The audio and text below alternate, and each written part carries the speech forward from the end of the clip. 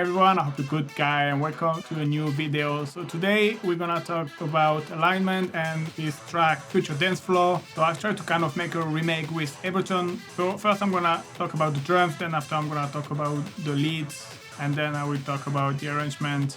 So this project will be available for free, the link in the description, you can go and grab it. And yeah, let's have a listen how it sounds.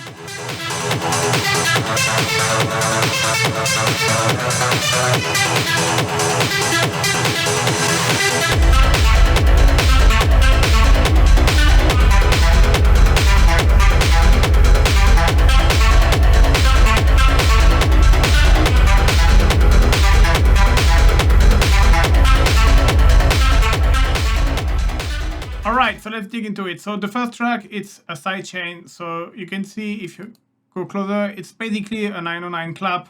It's on send only because I don't want to hear it. I just want to use it as a trigger. So here is the clap, but I put it in send only. And this way, all of my sidechain compression during my different track, I will use this as a trigger. I don't use the kick because, for example, here in this part of the track, the kick is not playing, but I still want my signal to be sidechain a little bit. So this way, that's why I use an external trigger. Moving on, we have the kick. So his kick, like for this track, is like kind of industrial kick, a bit sounding very modern in a certain way, but with a lot of presence in the mid-high frequency. So we got something like this. So we have this kick. So basically how I made this kick, I use my kick designer rack. Basically, it's, if you're familiar with the Kick2 plugin or the Perc plugin, basically it's like kind of layering. You know, you have the source of the kick, like which is synthesized. So here I use this rack, this kick box, which is basically an operator. And then it's obviously heavily processed. And then after, the other layer are just like samples that you put on top and all together give you the kick. So then after, it's a rack I made, like you can easily select the sample, pitch it, choose the GK, change the sample start. Basically like in all of the other Kick2 or Benchbox. There is no real rule, you layer until you find something. I would recommend like to try, maybe for this kind of kick, to layer with some very percussive and industrial leading things, or like toms, or you can try maybe some explosions, some door flaming, all this kind of banging sound basically that you can pitch down maybe, or apply a low pass filter with an envelope. That's kind of things you can do with. Here what I've done, see there is a high pass filter here. So here I use it as a sound design purpose. It's not a mixing purpose because I want to cut off, and it's just like when you apply a high pass filter with a curve like this, very steep curve, and bring a bit of resonance, it's kind of enhance the kick.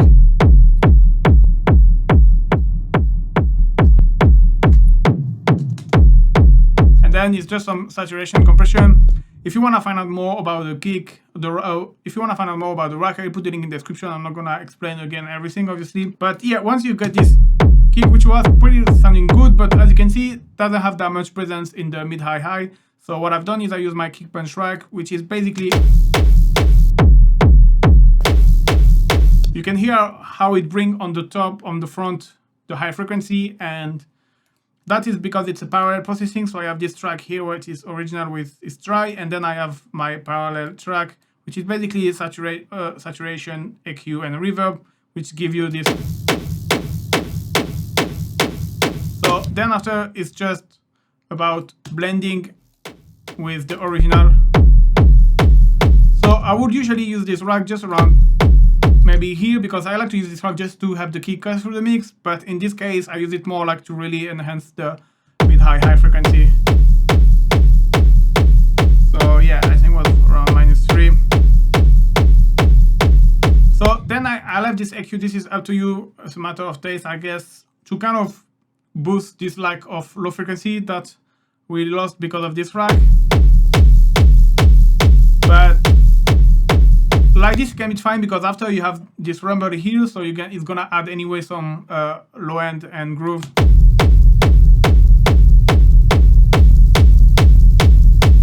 So you don't really need this EQ. I will leave it, but it's just, yeah, up to you. Just a limiter to kind of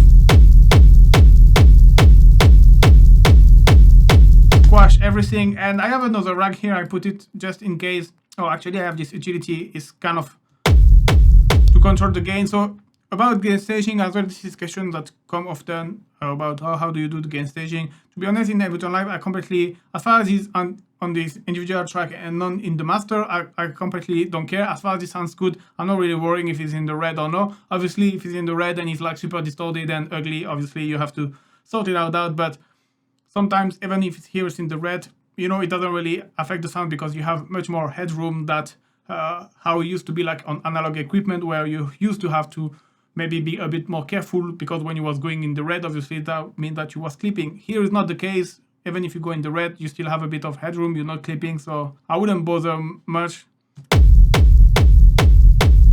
And yeah, I have two kick verb. This is like with a delay, and this one is with a reverb. I put both because, like, you know, some people prefer with delay, some with reverb, so they both sound great. I rather choose the delay for this one because it works better. So again, all of the rack, I will put the link in the description. You can go to check how I made them, and you can grab them for free as well, the link in the description. And yeah, it's basically just the delay here. You can see on the parallel processing as well here. And that's your kick. So I have as well this return here. So let me put to master if you want to hear it. Basically, it's kind of a kick verb as well, but it's more in the high frequency. Again, it's another one of my racks, where you get this reverb, like if you imagine like a rumble, but more in the high frequency. And instead here I filter it, so it kind of add a little bit. Let me put back here on the Mixdown.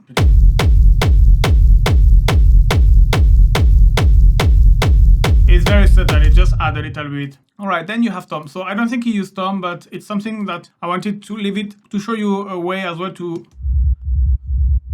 maybe, if you want to add a bit more groove and do different than the rumble, you can use tom. So here it's playing 4 times between 2 beats, and the reason why I left it, so first because it can inspire you and maybe you can use it for one of your tracks, this kind of rolling tom.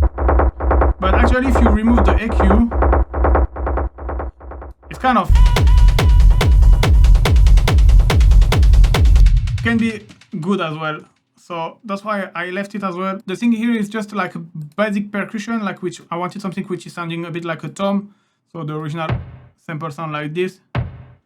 And obviously I add a bit of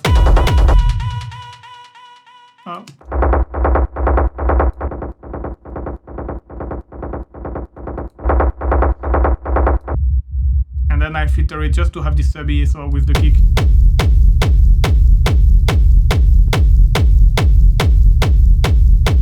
So it's a good way as well to, you see, because the kick was maybe lacking a bit of low end because it was like a very punchy kick in the mid-high. So the tom kind of add a little bit more in the sub. And yeah, let's go with the noise. So you have noise 1, noise 2. This is kind of in the track, is like there without really being there. If you don't really pay attention, you don't really notice, but obviously it's kind of helping to glue everything. And it had a bit of groove obviously as well. It's just like, I just choose a hat that I will filter it, add this vocoder. So vocoder is a nice way to add a bit noise as well, extra noise. There is this carrier called noise, and it's really nice. You can play with the deformant to get different kind of tone, and with the release if you want something sharper. And it's really nice if your source doesn't have any noise and you want to add it or extra. And yeah, and then reverb to put in the space, stereo width, and then you have sidechain, and I reduce as well the out because obviously you want something subtle, you don't want. So it's very subtle. You see it's playing 16 Hz pattern kind of type. And then you have noise 2, which is pretty similar. This one is a bit more percussive. You can see it got a stronger attack. And the pattern goes like this, you go up and down, and you have the kick basically here, here, here, here is the kick playing. So you can see it's going up just right off beat of between the two kick, and it's what gives this driving effect. The sound itself is just open hat. And I just removed this, was an annoying frequency that I removed here. And yeah, that's it. And all together it kind of creates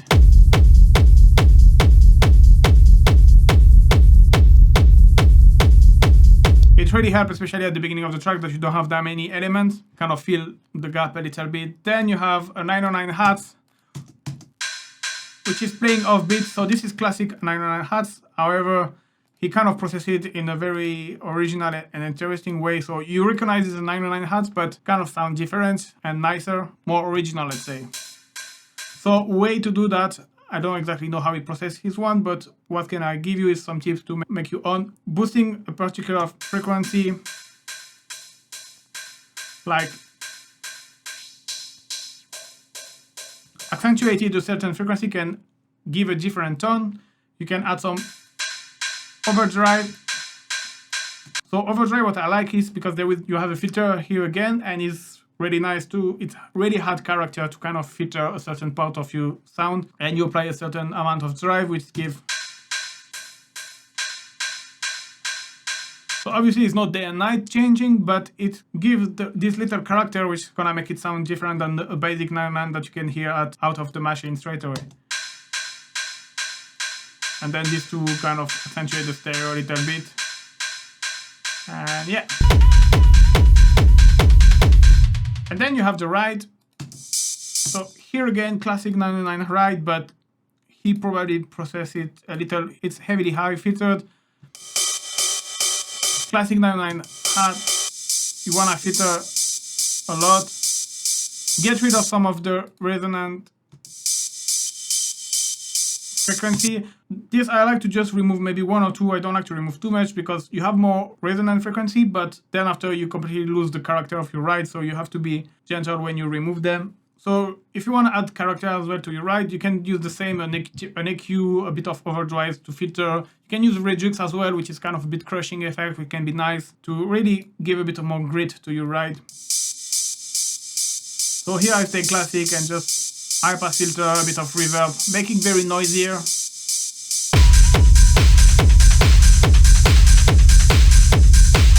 Alright, so the MIDI pattern is going this way. You have this one which is on the kick and this one which is offbeat, on the kick, offbeat, on the kick, offbeat. And you can see the one on the kick has a low velocity and the one offbeat has a stronger velocity. This way you get this impulsion and it just works better.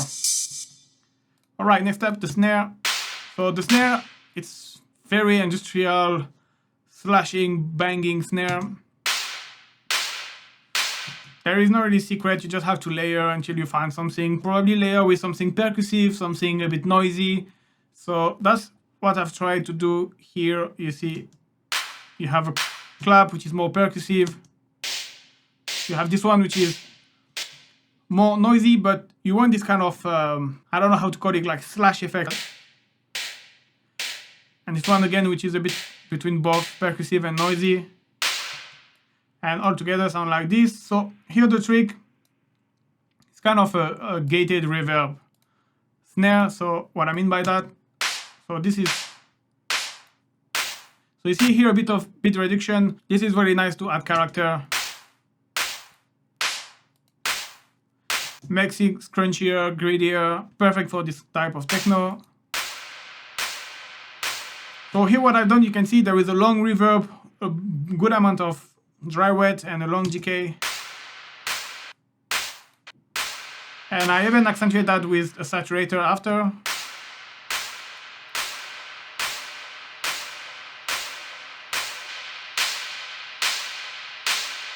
EQ just to boost this.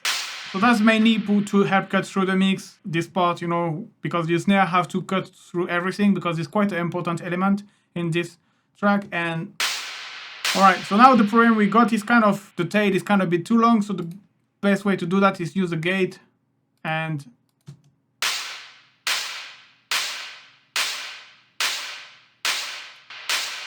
so the good advantage to do that is you get the tone and the character of a large room, but without having the long tail which is gonna mess up your mix. And yeah. And then there is just volume automation. Later on, it's a bit more louder.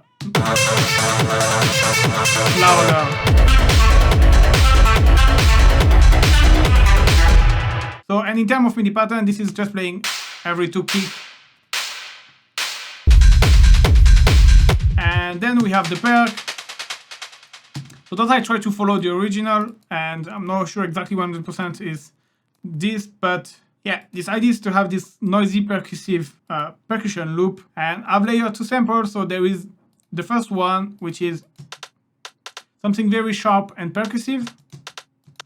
So here it's not noisy, but here again I have this vocoder which hide noise, but you can see it's very sharp. But then I have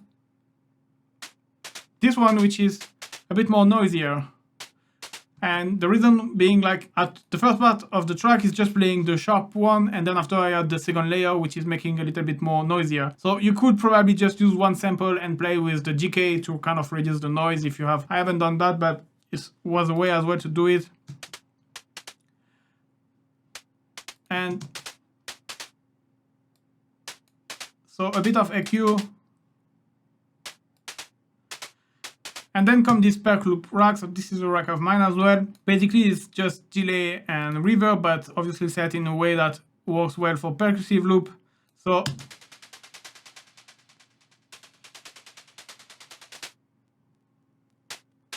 you can see it quite changed drastically, the sound.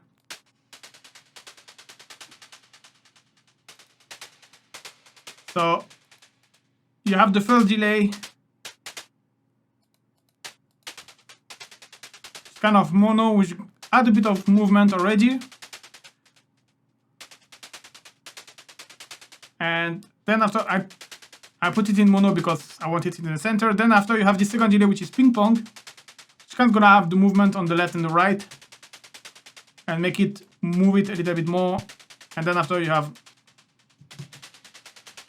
the reverb, obviously, to put it in a bit of space. Overdrive again here, really to filter just a certain frequency and accentuate with a bit of distortion, add a bit of character, make it a bit cleaner, make space in the mix. And then I sidechain and bring up the volume. So all of the sidechain you see here are triggered by my first track here I show at the beginning. And yeah, that sound.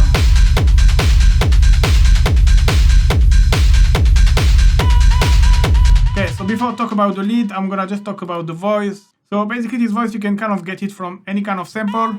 Just have to have a woman saying something like, hey, hi, something like this. I use the rave generator. This is free. You can grab it. I guess you already have it. If you don't have it, I really recommend to go grab it. I will put it in the description. And then it's just a bit of distortion. Delay to do this kind of echo sound. EQ just to boost here, and a bit of reverb. Pretty simple. So again, you always have to find the right vocal. That's the harder part. Right, then we have reverse. I will come back to it when I will talk quickly about the arrangement. So now let's jump into the lead, which is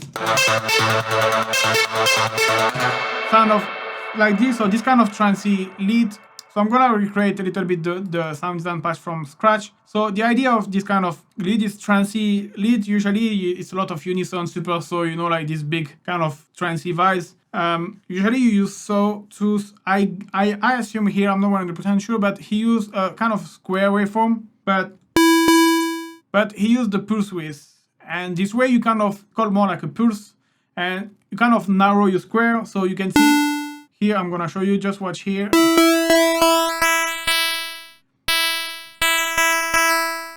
Kind of make it a little bit hollow, and obviously when you compare this with unison, so I'm gonna use the shimmer because it just sounds more trance than the other one. And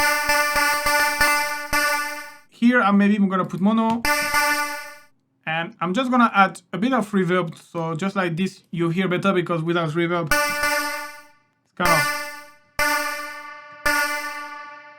But I'm gonna change the shape, and I'm gonna go to the vintage, kind of sounding a bit like a Juno 106, this kind of trancey sound, but like, I don't know. But anyway, I'm gonna use the OB61. And then after, you can experiment with... You can experiment with the plus width. There is really different kind of tone you can get. So that's why it was hard to recreate exactly the same than the original. But... yeah, then after you can try another one, maybe, which one? The long saw third. Let me deactivate this one. And then again use the classic and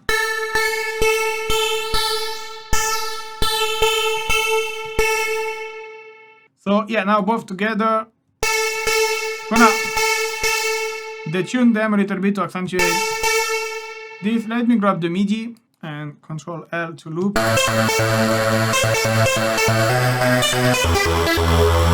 Then the filter 24 dB. You can use the Prodigy, doesn't really matter, I guess.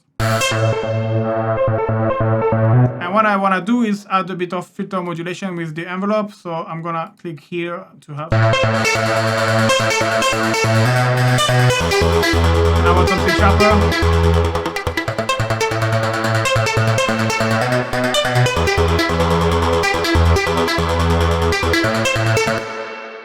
And we already start to get there. So then after you can obviously change, kind of trying to find different. There is plenty with Ableton Wavetable, plenty of wavetable with a kind of pulse kind of wavetable. Even if you go in the basic, you have.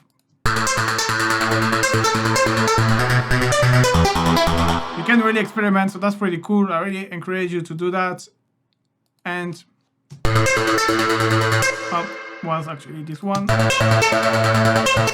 So then I've done some modulation, which was not really important. I left them because it can be a good tip for you to experiment with. I used the second envelope to kind of modulate the position. This is obviously not something necessary, but I just wanted to tell you because.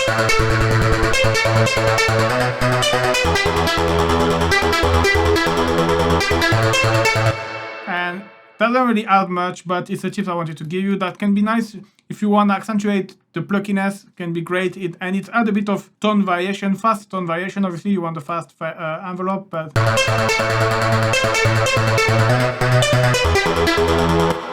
And again, what I've done, I add a bit of LFO modulating the pitch, so it's very.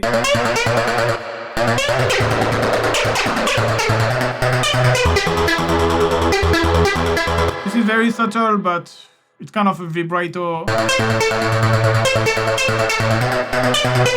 That can be a great way to add character. Again, it was not especially intention to recreate in the original, but I just wanted to let you know. And another thing, so if you check the MIDI pattern, you can see it's really jumping from the low note to the high note. And one thing that can be great and helps you sound is to use the key tracking of the filter. So which means basically here I will put 100, and what's gonna happen is when I will play low note, the filter is gonna go down, and when I will play high note, the filter is gonna automatically go up.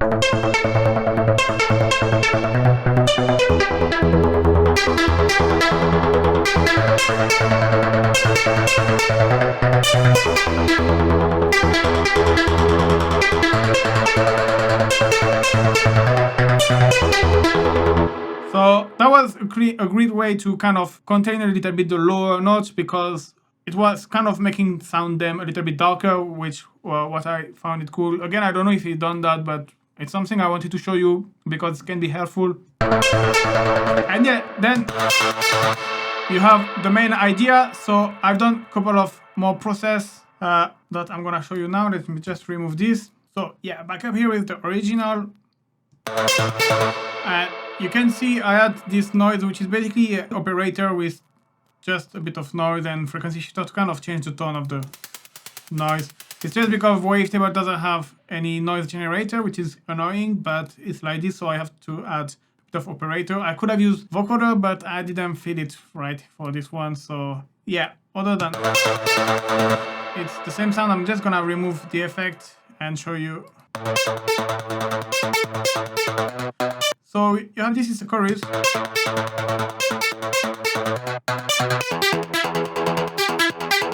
It adds a bit, it's very subtle, but I don't know, it's just something I like to use. It's a chorus that I've made a preset. I cannot really explain, to be honest, why exactly it sounds better, but it's just like that.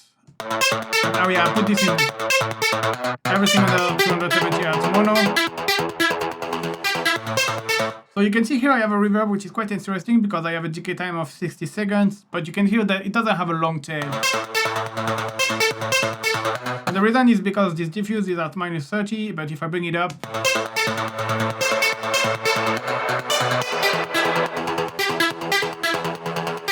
so yeah, it's just something I experiment, and it was just actually sounding great. So I left it. Second reverb. So here the diffuse is normal, it's longer GK. You can see it's pretty similar reverb, the setting, and dry wet at 24%. And so it's kind of putting the sound in a kind of bigger room.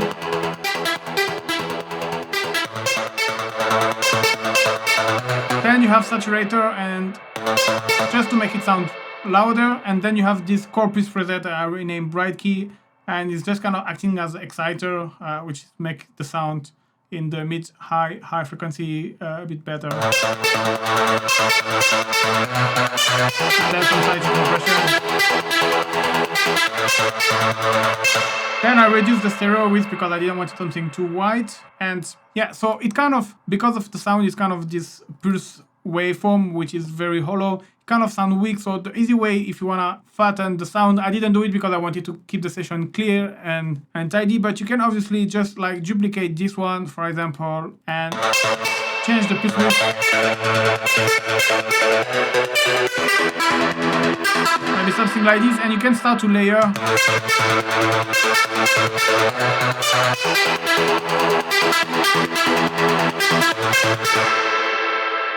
And so that's something that you could do as well if you want to make it a little bit faster. And yeah, in terms of the MIDI pattern, you have the note which play kind of bass note. So I think the original pattern, this note and this note, there is no note here, it's deactivated. And same goes for here and here.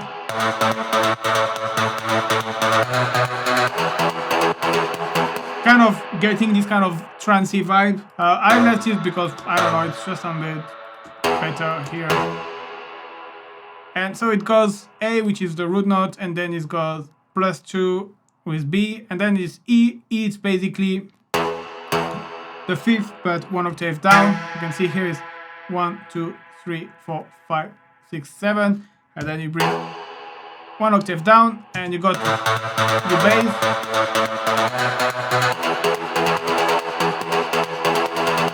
And then you have your I note, which is nice because it's kind of jumping.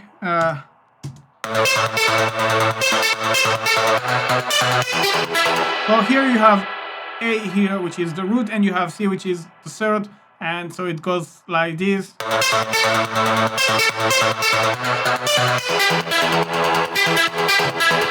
And then you have here the fourth, and here the B, which is +2. And then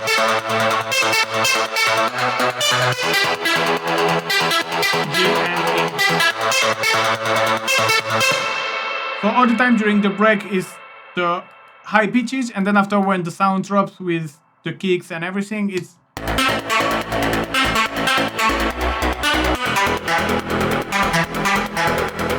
goes an octave down.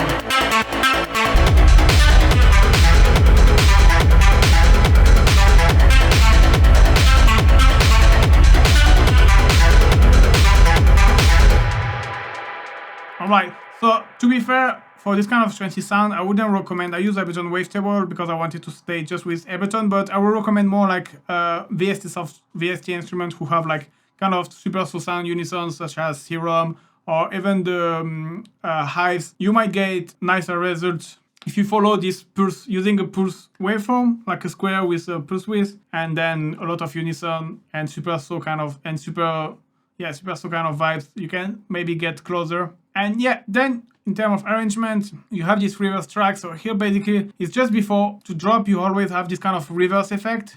Well, here I put the loop, but that's the first part, and then the... And to do that, it's really easy. So you have to put your track in resampling, put in, and then you just play record. And maybe you don't need to put the kick. I shouldn't have put the kick, maybe just keep the synth and the hat.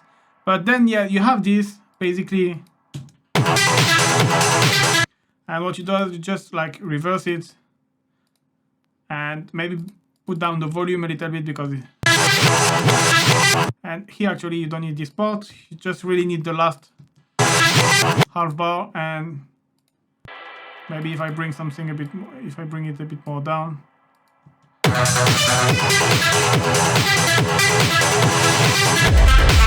And you get your reverse effect, so that's pretty nice. And it's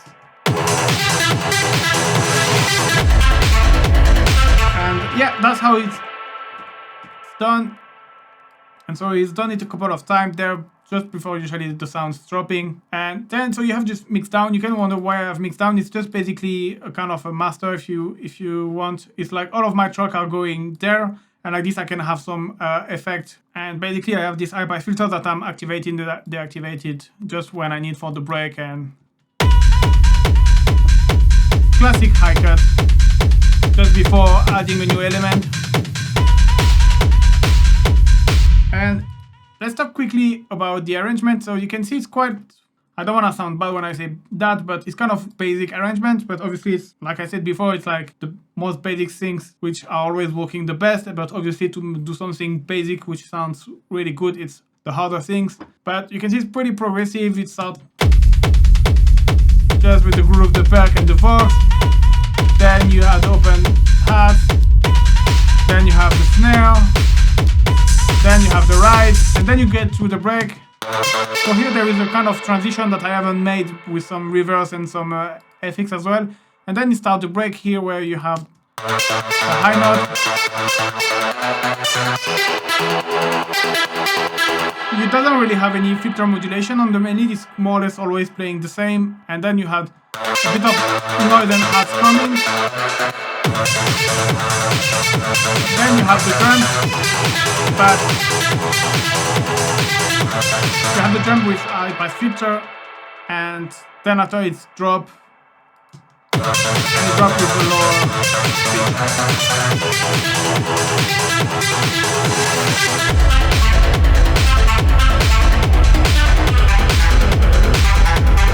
So then it stays the same, and then for 16 bar, and then you have the ride. And 8 bar after, here you have short break.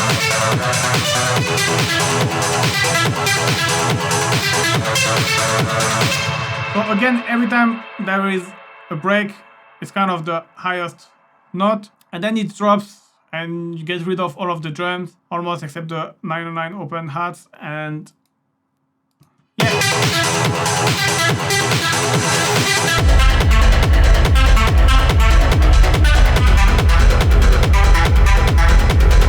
So that's working, and it's really effective because the first drop was with the whole drums together, and then after you kind of have like now a second drop without the drums, so it's nice, it adds variation, and it's very powerful.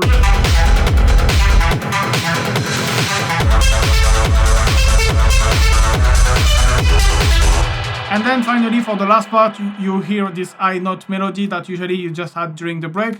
You hear it as well now with the kicks and the rumble and everything until the final break.